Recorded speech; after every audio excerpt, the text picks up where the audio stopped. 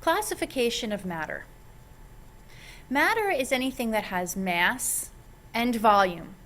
And because this is such a general term, we're going to subdivide it into two categories.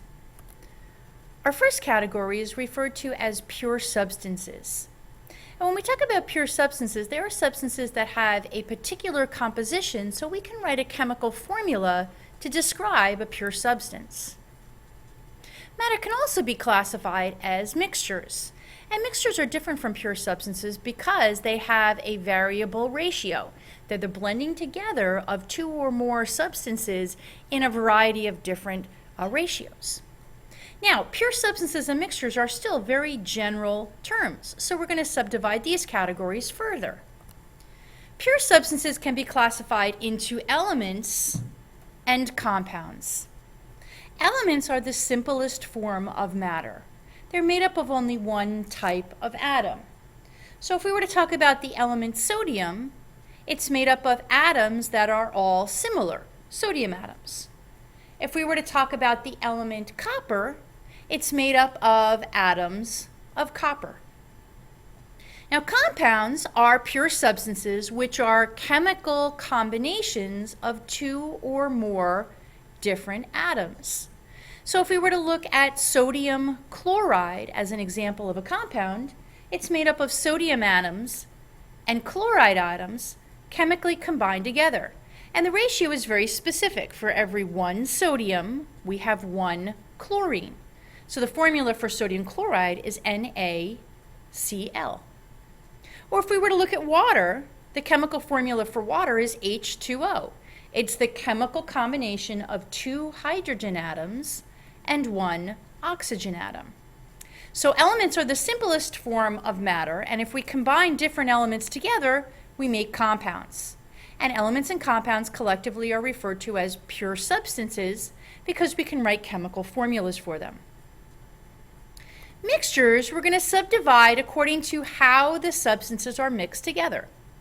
If the substances in a mixture are mixed uniformly, we call them homogeneous or homogeneous mixtures, or sometimes they're referred to as solutions. The particles are so finely mixed together that we can't differentiate one particle from another in that mixture. Heterogeneous mixtures are mixtures in which we can actually see the different components of a mixture.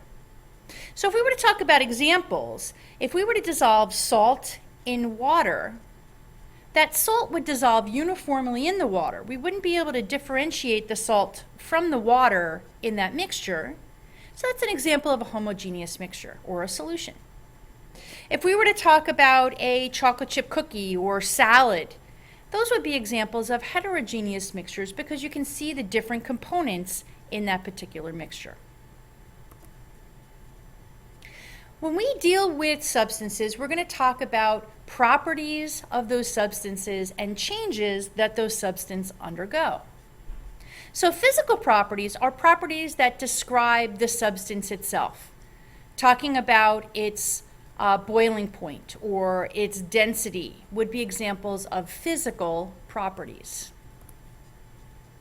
Physical changes describe how that substance changes without affecting its composition.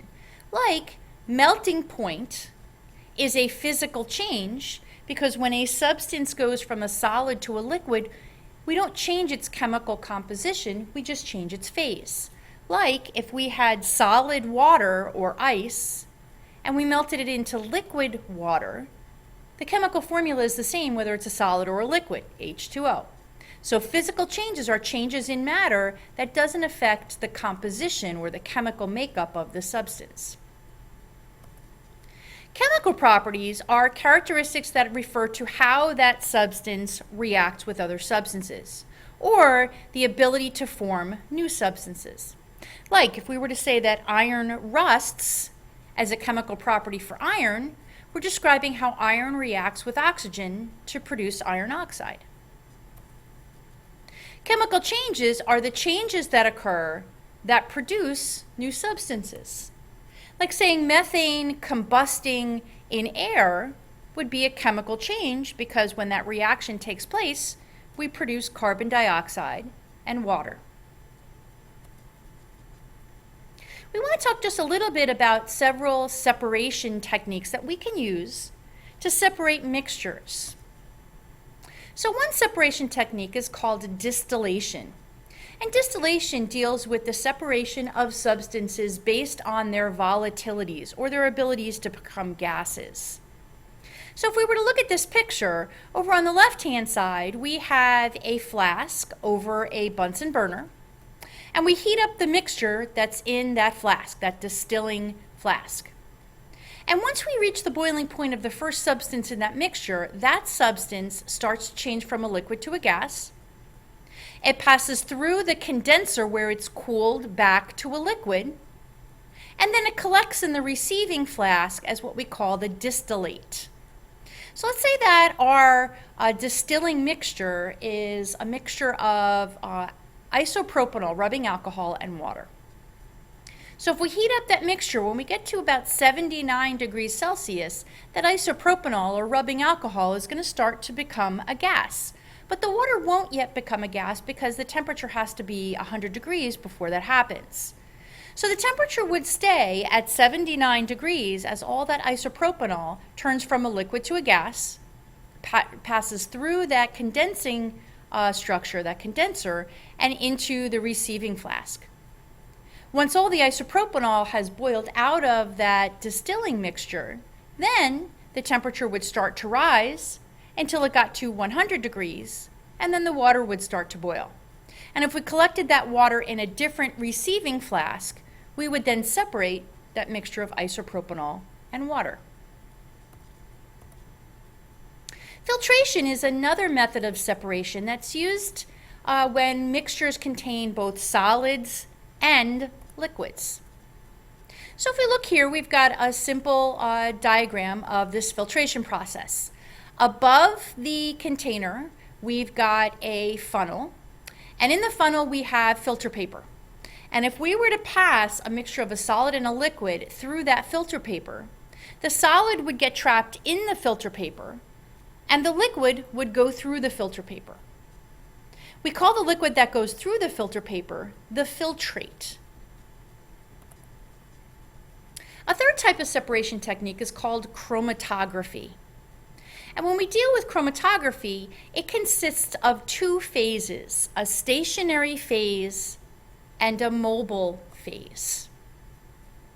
And these separations occur because the components move through the system at different rates.